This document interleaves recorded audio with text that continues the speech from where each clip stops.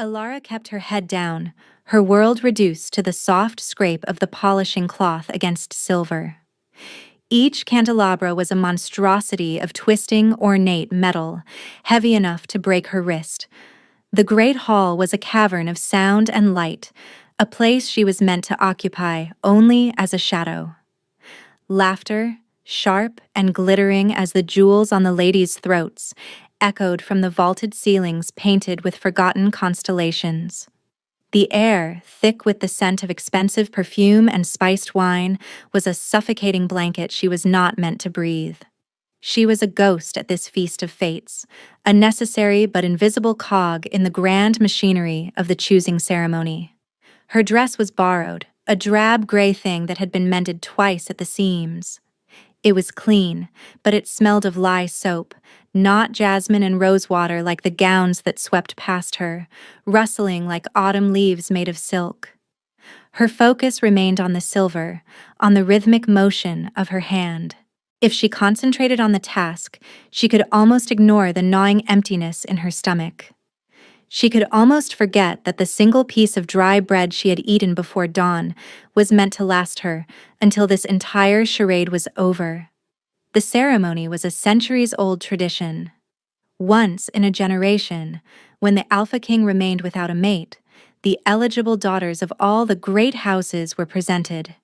It was a political meat market dressed in finery, a delicate dance of power and alliance, where the prize was a seat beside the most powerful wolf in the known world. The council, a collection of gray-bearded men whose faces were etched with the permanent scowl of self-importance, had been urging the king for months. "The kingdom needs a Luna," they had insisted. "The lineage must be secured." Alara had heard the whispers in the servants' corridors. King Kaelin was old, they said, ancient even, though he wore the face of a man in his prime. He had ruled for over 200 years, a stoic and unshakable mountain of a monarch. He had seen empires rise and fall, had outlived every friend and contemporary.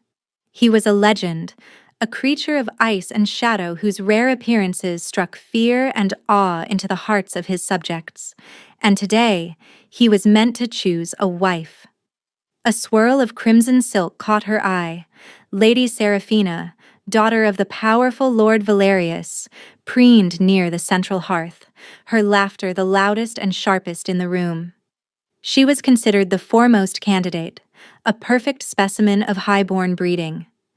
Her hair was the color of spun gold, her eyes a startling sapphire blue, and her smile was a weapon she wielded with practiced ease.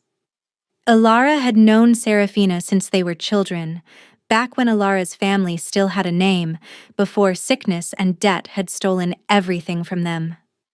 Seraphina had not been kind then, and power had only sharpened her cruelty. As if summoned by the thought, Seraphina turned, her gaze sweeping the room with casual disdain. Her eyes, like chips of ice, landed on Alara. A slow, malicious smile spread across her perfect lips. She drifted from her circle of admirers, her movements fluid and predatory, a lioness singling out a field mouse. Alara's heart began to beat a little faster. She tried to make herself smaller, to blend into the tapestry behind her, but it was too late. She had been seen. "Still polishing the silver, Alara?"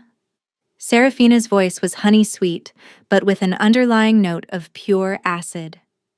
She stopped directly in front of the candelabra, blocking Alara's escape. "Some of us are born to hold scepters. Others, it seems, are born to polish them." Alara did not look up. She kept her eyes fixed on a swirl of silver that resembled a snarling wolf. "My lady," she murmured, the words tasting like ash in her mouth. "Look at me when I speak to you," Seraphina commanded, her tone dropping the pretense of sweetness. Alara slowly, reluctantly, lifted her head. She met the sapphire gaze, her own brown eyes carefully blank. She would not give this woman the satisfaction of her fear. Seraphina's smile tightened. She gestured vaguely with a hand laden with rings. My father was just remarking on your family's account. The debt grows ever larger. One must wonder how you ever intend to repay it. Will you be scrubbing floors until your hair is as gray as your dress? The public humiliation was a physical blow. Heat flooded Alara's cheeks, a painful, burning tide. The nobles closest to them had fallen silent, their faces a mixture of pity and amusement. This was sport to them. A moment's diversion before the king arrived. Alara's hands clenched on the polishing cloth, her knuckles white. She thought of her younger brother, his cough still weak, and the medicine her meager earnings barely afforded. Was a small movement. Almost was a small movement. Almost imperceptible. But it was a rebellion. She would not crumble. She would not cry. She had weathered worse storms than Seraphina's petty cruelty. "I will honor my family's debt, my lady," she said, her voice quiet but steady. There was a flicker of defiance in her gaze, a spark in the brown depths that Seraphina had not expected. For a moment, Seraphina looked taken aback. Then her face twisted into a mask of pure spite. With a flick of her wrist, she backhanded the heavy candelabra. It toppled from its pedestal, crashing onto the marble floor with a deafening clang. Silver polish splattered across the hem of Alara's worn dress and the toe of Seraphina's silk slipper. "Clumsy fool!" Seraphina shrieked, making a show of recoiling. "You've ruined my shoes! You are utterly useless." She looked around at the assembled guests, playing to her audience. How can the palace employ such incompetence? Alara stared at the mess on the floor, the heavy, dented silver, the white smear on the pristine marble. Her heart hammered against her ribs, a frantic, trapped thing. This would come from her wages. It would take months to pay for the repair. Months where her brother would have less. The thought was a cold knot of dread in her stomach. But as she knelt to retrieve the heavy piece, her fingers brushing against the cold metal, a strange calm settled over her. She had survived. She would survive this too. She was a rock in a river of cruelty, worn smooth by the current but never washed away. Suddenly, a silence fell over the hall. It was not a quiet lull in conversation. It was a profound, absolute cessation of all sound.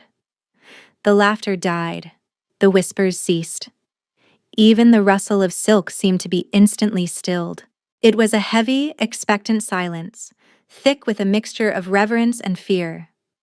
Alara, still on her knees, felt a change in the very air, a drop in temperature, a sudden charge of electricity that made the hairs on her arms stand on end. The great oak doors at the far end of the hall swung inward, moved by an unseen force. They opened onto the dim corridor beyond, creating a stark, dark frame. And in that frame, a figure stood. He did not enter with a procession of guards or the fanfare of trumpets. He simply appeared. King Kaelin. He was taller than she had imagined, broader in the shoulder, a silhouette of immense power against the light of the hall. He wore no crown, no jewels, no ostentatious robes of state. His attire was simple, almost severe, a tunic of the deepest black, tailored to perfection, and trousers tucked into high leather boots. A silver clasp in the shape of a snarling wolf's head held a dark gray cloak at his shoulder.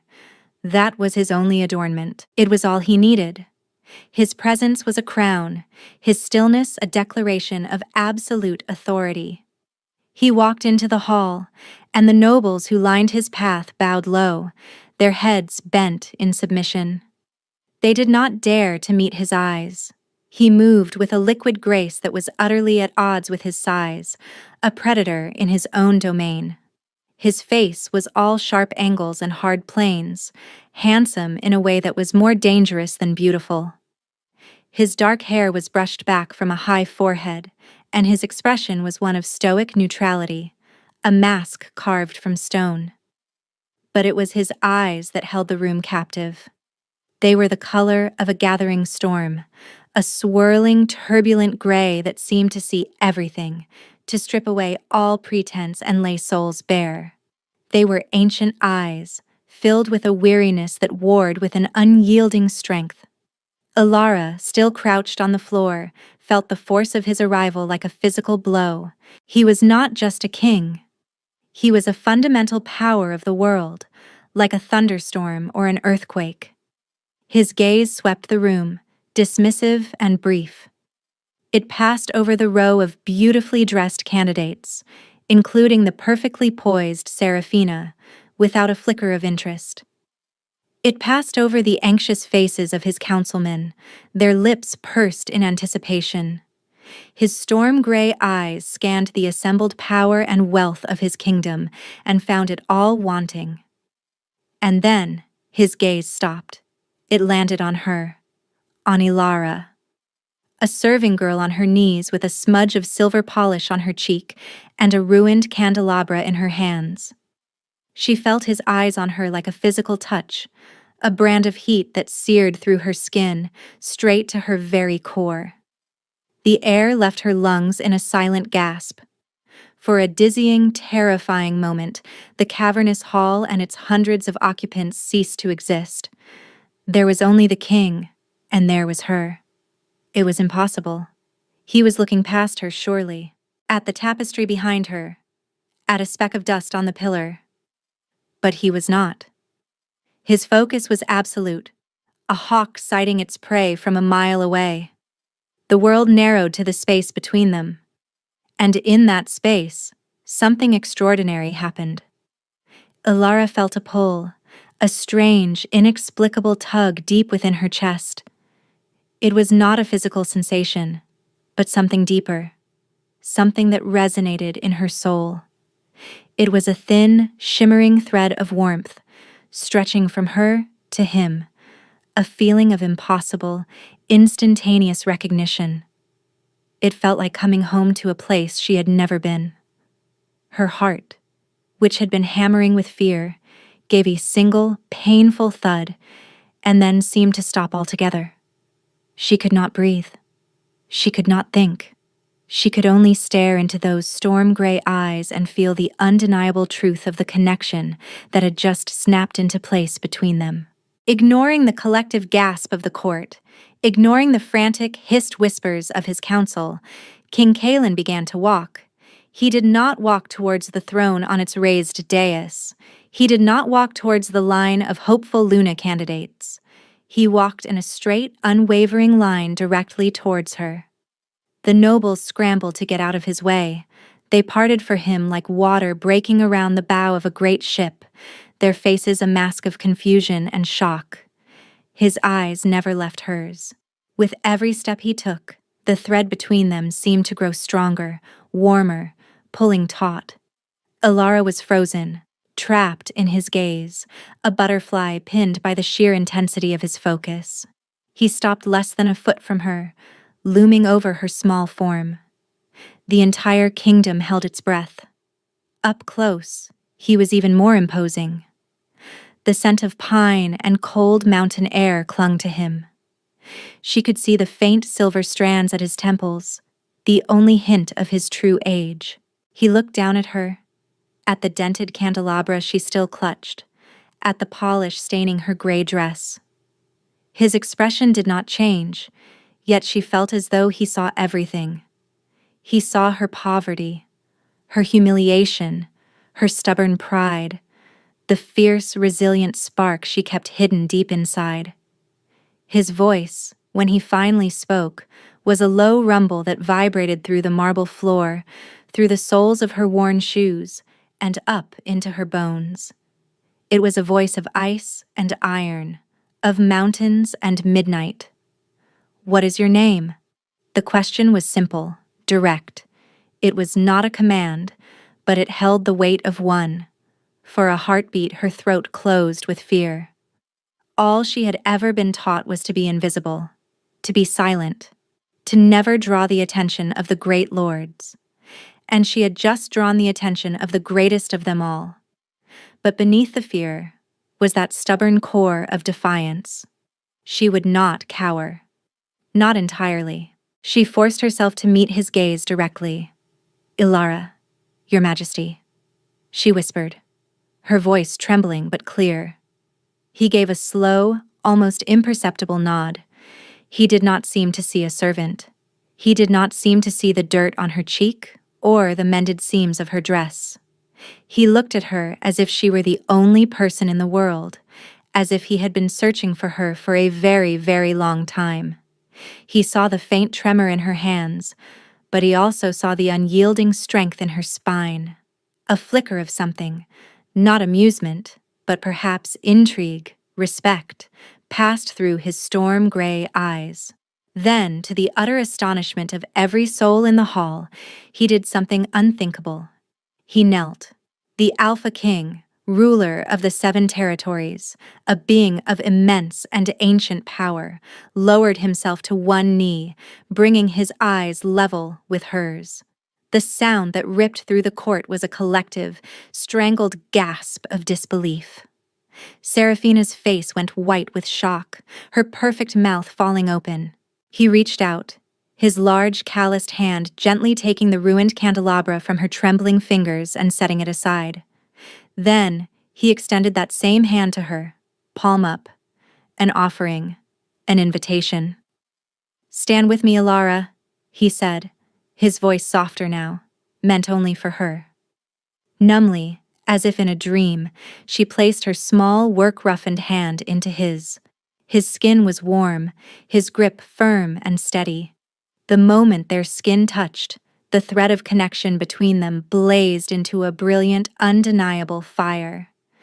It was a jolt of pure energy, a silent explosion of light and warmth that filled every empty, aching part of her. He felt it too. She saw it in the slight widening of his eyes, the subtle tightening of his jaw. He rose to his feet, drawing her up with him with effortless strength. He did not release her hand. Instead, he laced his fingers through hers, a possessive, protective gesture that sent another shockwave through the silent hall. He turned, his gaze sweeping over the stunned faces of his council, the open-mouthed disbelief of the noble ladies, and the pure, murderous rage on the face of Lady Serafina. His voice rang out clear and absolute, each word a hammer blow against the stunned silence. "The choosing is over." He paused, letting the weight of his statement settle. Then he looked down at Ilara, his storm-gray eyes softening almost imperceptibly as they met hers. He lifted their joined hands slightly, a gesture for all to see. "I have made my choice." For a second, there was only utter silence. Then the dam of decorum broke, and the hall erupted into a chaotic flood of noise. Outraged whispers, confused murmurs, angry shouts. It was madness. "Impossible. A servant girl? He cannot be serious." Lord Valerius, Serafina's father, shoved his way to the front, his face purple with indignation. "Your Majesty, this is an affront. She is a nobody." His face was a mask of grim disapproval. "My king," he began, his voice raspy with age and authority. "Kaelin, you must reconsider. The law, the traditions, they demand a Luna of high birth, one who can strengthen our alliances, not this." He gestured dismissively towards Ilara, as if she were a piece of dirt the king had mistakenly picked up. Ilara flinched, instinctively trying to pull her hand away, to shrink back into the shadows where she belonged, but Kaelin's grip was like iron. He held her fast, a silent anchor in the raging storm of the court's disapproval. Kaelin turned his head slowly to face the elder. The look in his eyes was not angry. It was far, far colder than that. It was the chilling, absolute cold of a winter so deep it freezes the very heart of the world. The hall fell silent once more, the nobles shrinking back from the sheer, palpable menace radiating from their king. "The law, Guan." Kaelin's voice was deceptively soft, yet it carried to every corner of the hall. "You would lecture me on the law? Let me remind you of the first law, the one upon which all others are built." He paused, his gaze pinning the old man in place. The Alpha King's choice is absolute. His word is final. He then looked out at the sea of hostile faces, his gaze sweeping over them with contempt. You speak of alliances and high birth. You see ledgers and bloodlines. You are blind. The bond does not care for station. The fates do not ask for a dowry. He looked down at Alara, and for the first time, she saw a flicker of raw emotion in his eyes, a fierce, possessive protectiveness that stole her breath. She is the one, he stated, not as a king making a decree, but as a man stating an undeniable, fundamental truth. My word is final. Without another glance at the sputtering council or the furious nobles, he turned, his hand still holding Alara's, and began to walk away from the throne. He led her towards a small, unassuming door set into the side of the hall, one she knew led to the quiet, private corridors of the royal wing. The crowd parted before them, a sea of silent, resentful faces. He pulled her into a small, richly appointed antechamber, the heavy wooden door closing behind them with a soft but definitive click. The sudden silence was almost as deafening as the previous uproar. The room was lit by a single glowing crystal, casting a soft, warm light over walls lined with books and ancient maps. Kaelin finally released her hand, and the loss of his warmth was immediate and startling. He walked to the center of the room, turning his back to her as he stared into the unlit fireplace. He seemed to be gathering himself, the rigid control he had displayed in the hall slipping just for a moment. He was still a mountain, but now she could see the faint cracks of weariness in the stone. Ilara stood by the door, her whole body trembling. Her mind was a whirlwind of terror and confusion. This could not be real.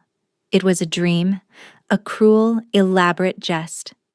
Any moment now she would wake up on her thin straw pallet, the bell ringing to call her to the scullery. "I will not force you," he said, his back still to her. His voice had lost its hard public edge. It was deeper now, quieter, laced with a thread of something she could not name. It might have been exhaustion. "The bond chose us, Alara, but the path we walk from here, that choice is still yours." He turned to face her.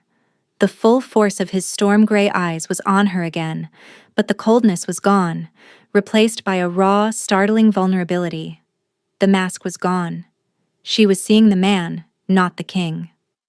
"For 2 centuries, I have sat on that throne and listened to the whispers of vipers and the plotting of fools," he said, his voice low and intense. "I have been surrounded by people, yet I have been utterly alone. They see the crown, the power, the alpha. Not one of them has ever truly seen me." He took a step closer. "Until you."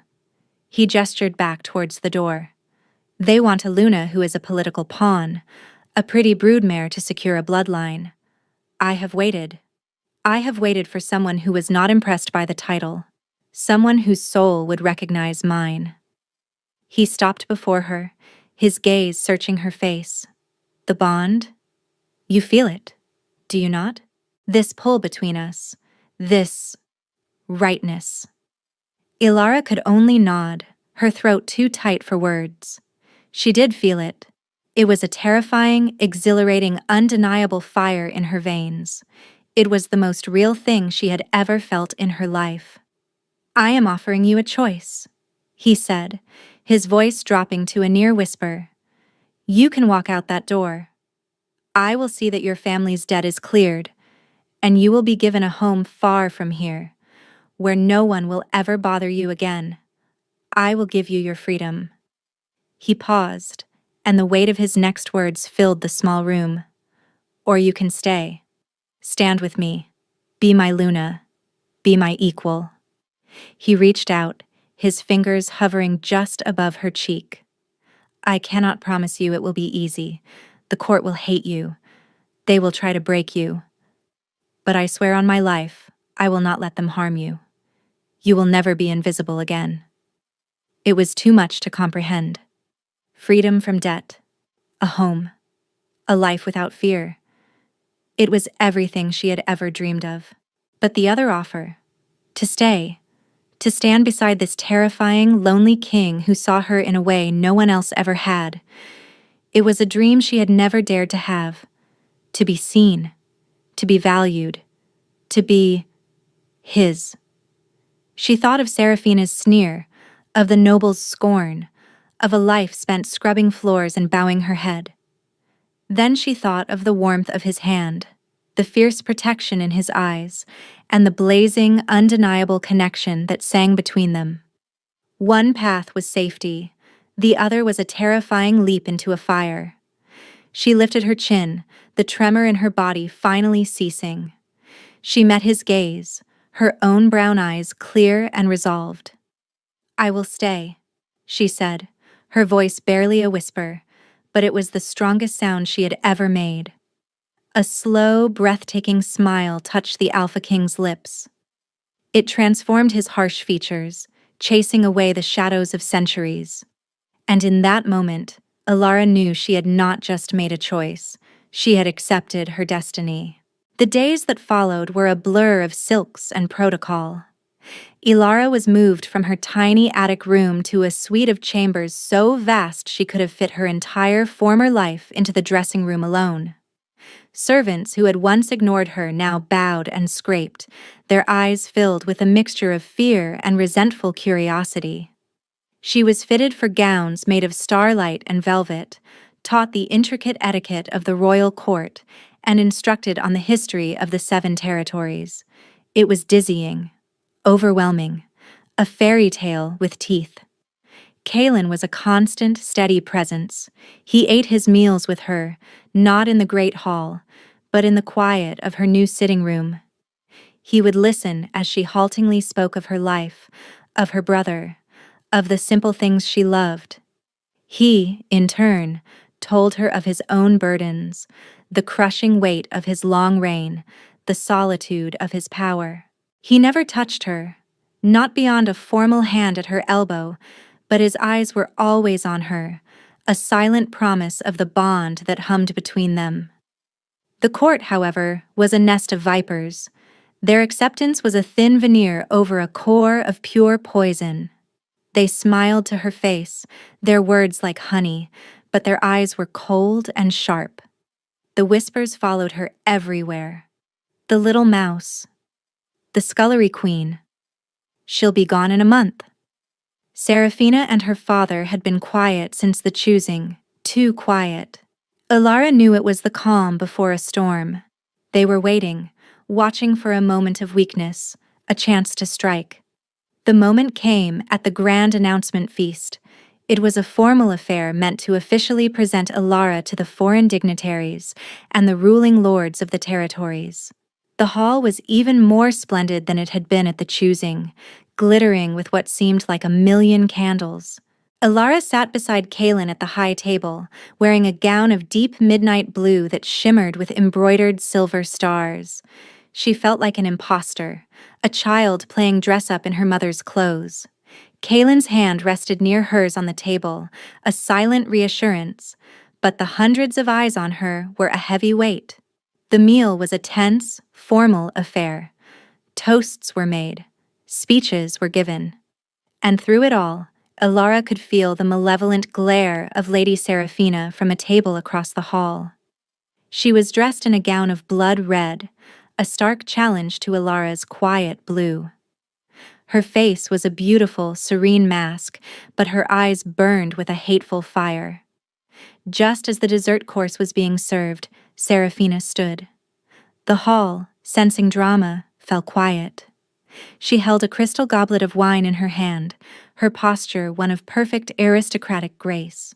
"A toast," she said, her voice ringing out with chilling clarity. "To our new Luna." She smiled, a flash of white teeth that was anything but friendly. A woman of such surprising origins. She took a deliberate step away from her table, moving into the open space before the dais. All eyes were on her. "My king," she said, addressing Kalen but never taking her venomous gaze from Ilara.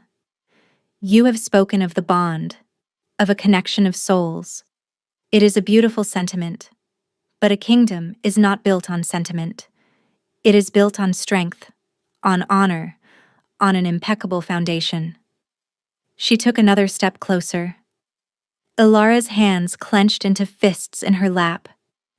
She could feel Kaelin tense beside her, a low, dangerous stillness entering his frame. Surely, Seraphina continued, her voice dripping with false concern. You cannot bind yourself, and this kingdom, to someone so tainted. Does your future Luna know the meaning of debt? Or is that a concept only familiar to those of us who have something of value to lose? A shocked murmur rippled through the hall. This was a direct public challenge. It was high treason. But Seraphina was not done. She was a woman scorned, and she was burning her entire world down for revenge. She finally looked directly at Ilara, her smile widening into a triumphant, cruel sneer. Tell them, little mouse. Tell them how your family is in crippling debt to my father. Tell them how every meager coin you have ever earned has gone into his coffers. Tell them that you are not just a commoner. Her voice dropped to a dramatic, damning whisper that carried through the silent hall. You are property, bought and paid for, an indentured servant bound by contract. How can a woman who is owned by another ever rule as a queen? The words struck Ilara like a physical blow. The air was punched from her lungs. This was her deepest shame, the secret burden she had carried for years. She had been so careful to keep it hidden, to maintain her dignity despite the crushing weight of the debt. And now, Seraphina had laid it bare for the entire world to see, twisting it into the ugliest possible shape. The faces of the lords and ladies stared at her, their expressions a mixture of shock, contempt, and morbid fascination. She was a spectacle, a piece of gossip. Her deepest wound had become their evening's entertainment. The room began to spin, the candle flames blurring into streaks of light. She felt small, exposed, and utterly worthless. Kaelin did not move. He did not look at Seraphina. He did not look at the shocked faces of his court. His entire, absolute focus was on Ilara. His storm-gray eyes searched hers, cutting through her panic and her shame. He saw the pain, the raw humiliation that threatened to shatter her. He saw the tears she refused to let fall. Slowly, deliberately, he stood. The scraping of his chair against the marble floor was the only sound in the dead silent hall. His immense height seemed to suck all the air from the room. He walked around the high table, his movements measured and lethal. He did not go toward Seraphina. He came to a stop directly behind Ilara's chair. He placed his large, warm hands on her shoulders, a solid, unshakable wall of support. It was a clear public act of protection. He was shielding her with his own body, with his own power. Only then did he lift his head and turn his gaze upon Seraphina. The cold fury in his eyes was a terrifying thing to behold. It was not the hot, fleeting anger of a lesser man. It was the ancient, implacable wrath of a god. Seraphina's triumphant smirk faltered, her face paling under the sheer force of his silent rage. Her debts? Kaelin asked. His voice was not loud. It was a quiet, conversational tone that was somehow more menacing than any shout. You speak of the money your father, Lord Valerius, extorted from a desperate family in exchange for medicine that saved a child's life? He let that question hang in the air, allowing the ugly truth of it to sink in. Consider it paid. He then raised his voice, not in volume, but in power, addressing the entire silent assembly. You look at her and see a debtor, a commoner. He squeezed Ilara's shoulders gently. I look at her and see a woman who was willing to sacrifice her own freedom, her own future, for the love of her family. You see weakness. I see a strength of heart that could hold up this entire kingdom. His gaze swept across the room, a king passing judgment. You value bloodlines and titles and bags of gold. You are fools. Her past does not matter. Her heart does. And her heart, he said, his voice dropping slightly, his eyes finding Alara's in the reflection of a silver platter, belongs to me, as mine belongs to her. He then turned his full, chilling attention back to Seraphina and her father, who was now sweating profusely. Lord Valerius, Kaelin said, his voice dropping to ice, your predatory lending practices and your treasonous disrespect have earned you a swift reward. Your titles, your lands, and all your holdings are hereby forfeit to the crown. You will find that the King's Luna is not a target for your petty ambitions. He made a short, sharp gesture to the royal guard standing by the doors. Escort them to the black cells. They will await my judgment there. Seraphina let out a choked cry as the guards seized her and her father, their faces masks of utter disbelief and terror. They were dragged from the hall, their protests lost as the great doors slammed shut behind them. A new, deeper silence fell over the court. The viper had been defanged. The challenge had been met and utterly destroyed. Kaelin turned back to Alara. The fury in his eyes was gone, replaced by a tenderness that made her heart ache. In front of the entire court, he knelt before her again. He took her hands, which were cold as ice, into his own. Alara, he murmured, his voice for her alone. You are not property. You are not a debt on a ledger. You are my world. My queen. He rose, gently pulling her to her feet. He cupped her face in his hands, his thumbs stroking her cheeks, wiping away the single tear that had finally escaped. He ignored the hundreds of pairs of eyes watching them, the silent gasps of the dignitaries. The world fell away until it was only the two of them again, bound by a force stronger than any law or tradition. I see you, he whispered, a solemn vow. And then he lowered his head and kissed her. It was not a gentle kiss.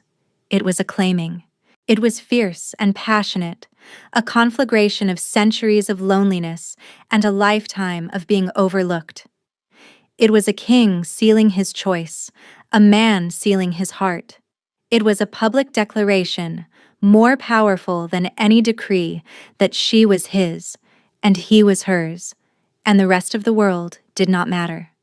When he finally broke the kiss, Alara was breathless, her face flushed, her shame washed away and replaced by a blazing, brilliant certainty. She was home. 3 months later. The morning sun streamed through the tall arched windows of the royal bedchamber, painting stripes of gold across the cool stone floor. Alara stirred, nestled in a cocoon of warmth and soft linen. A heavy arm was draped possessively over her waist, and the steady, rhythmic beat of a heart sounded against her back. She smiled, a soft, sleepy thing, and shifted, turning in Kaelin's arms to face him. He was still asleep, a rare and precious sight. Sleep smoothed away the hard lines of the king, leaving only the man. The formidable monarch who could quell a rebellion with a single look was gone, replaced by someone peaceful, someone vulnerable. His dark hair was a mess against the white pillows, and a faint smile touched his lips, as if his dreams were pleasant for the first time in centuries. She reached out, her fingers gently tracing the sharp line of his jaw. He was no longer a terrifying legend to her. He was Kaelin. Her Kaelin. His eyes fluttered open, the storm-gray irises instantly finding hers, clear and filled with a deep, abiding affection that still made her breath catch. The smile on his lips widened. "Good morning, my queen," he rumbled, his voice thick with sleep. He pulled her closer, burying his face in her hair, inhaling deeply. "You smell of sunshine." "And you," she whispered back, pressing a soft kiss to his shoulder. "Smell of pine trees and responsibility." He chuckled, a low, warm sound that vibrated through her. Laughter came more easily to him now. The weariness that had clung to him like a shroud was gone, burned away by the warmth of their bond. He was still the powerful Alpha King, but he was no longer alone in his power. Later that day, Alara stood on a balcony overlooking the capital city. She was not dressed in silks and jewels, but in a simple, practical dress of forest green. Below, in the courtyard, a long line of people waited patiently. They were farmers, merchants, craftsmen, the ordinary people of the kingdom. They were not here to petition the king. They were here for the Luna's foundation. Using the vast wealth seized from Lord Valerius, Ilara had established a fund. It offered fair, interest-free loans to those facing hardship, paid for healers to travel to remote villages, and funded apprenticeships for orphans. She had taken the instrument of her deepest shame and forged it into a shield for her people. She was not just a consort. She was a queen in her own right, her power rooted not in bloodlines, but in compassion. The people, who had first been suspicious of the commoner queen, now adored her. They called her Ilara the Kind, the Queen of Hearts. A familiar warmth enveloped her from behind as Kalen wrapped his arms around her waist, resting his chin on her shoulder. He followed her gaze down to the courtyard. "Another busy day for the Foundation," he murmured, his voice filled with pride. "There is much to be done," she replied, leaning back against his solid chest. "Too many people have suffered under the greed of men like Valerius. And now they have a champion," he said softly. He pressed a kiss to her temple. "You have given them hope, Ilara. You have given me hope." They stood in comfortable silence for a long time, watching the city bustle with life. The kingdom was changing. Under their joint rule, a new era of prosperity and justice was dawning. "Do you remember that night?" Kalen's voice was a low murmur against her ear. "In the great hall, you were so small and fierce, kneeling on the floor with silver polish on your cheek." A smile touched her lips. "I remember a terrifying king who walked past 100 perfect ladies to find a servant hiding behind a pillar. I wasn't looking for perfection," he said, turning her in his arms to face him. He cupped her face, his storm-gray eyes tender and full of a love that was as vast and ancient as he was. "I was looking for you." He tilted his head. "I did not see a servant. I did not see dirt or poverty." "What did you see?" she whispered, her heart swelling. "I saw the stars that had been missing from my sky," he said, his voice thick with emotion. "I saw my home." He lowered his head, and his lips met hers in a kiss that was no longer a claiming, but a promise of forever. A quiet, steadfast love that had healed a lonely king and empowered a woman the world had tried to keep invisible. Together, they were whole, and their kingdom was finally safe.